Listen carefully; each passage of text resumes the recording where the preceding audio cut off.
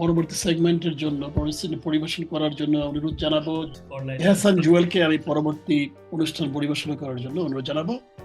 এহসান জুয়েল।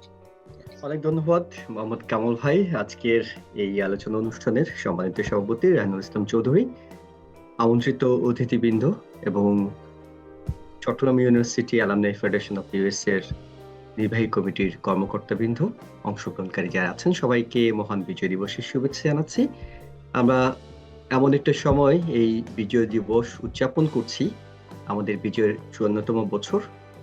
যখন আমাদের অর্জনগুলোর দিকে আমরা পেছন ফিরে তাকাই, তখন নিঃসন্দেহে সবাই এক বাক্যে স্বীকার করি, বাঙালির সবচেয়ে বড় অর্জন আমাদের এই স্বাধীনতা, এবং এটি আমাদের অহংকার, এটি আমাদের আবেগের জায়গা।